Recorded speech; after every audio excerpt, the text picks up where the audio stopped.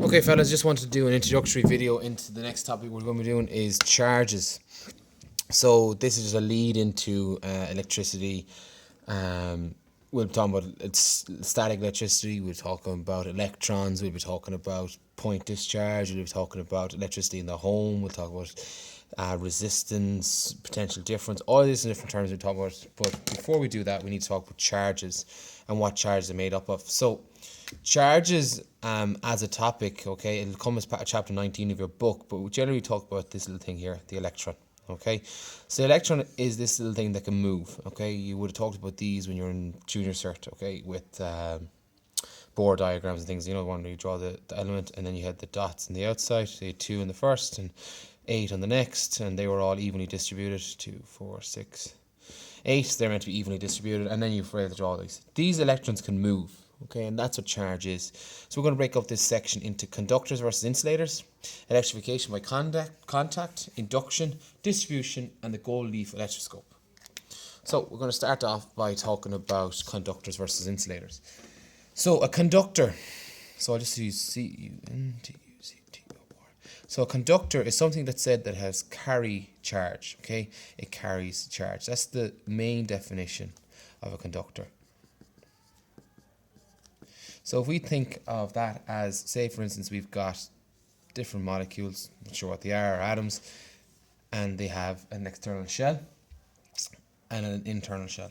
This internal shell has 1 electron on it, and then the external ones have, we'll give it 2. Okay.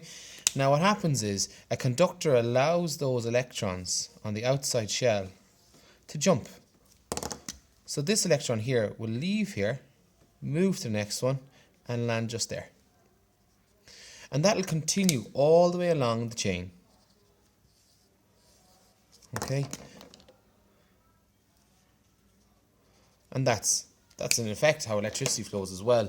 But these electrons are moving, so that's said to be a conductor.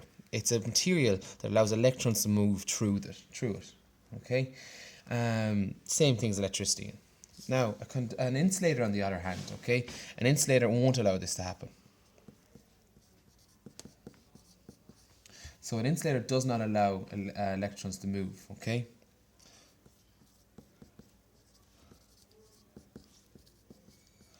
Does not allow this to happen, okay? Electrons don't move in an insulator.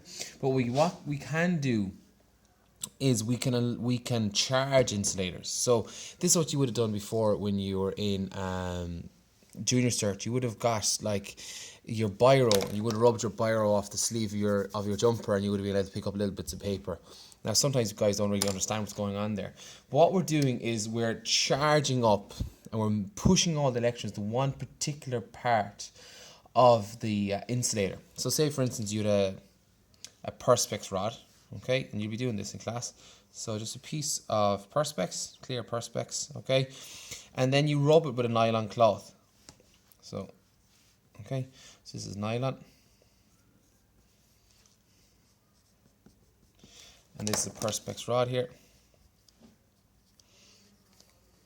The reason we choose perspex is we know that's an insulator. So what we do then is we rub the two of these off each other.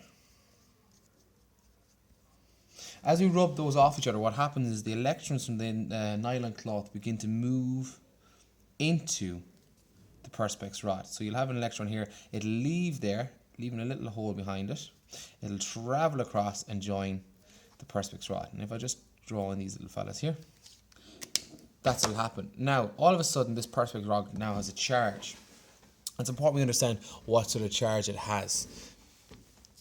Well, if an electron has a negative charge, these electrons are always given this symbol, E and a negative. If we collect up extra negative charges on the perspex rod, it'll probably have a negative charge. If electrons were to leave the perspex rod, then it would have a positive charge because it would have more protons than electrons.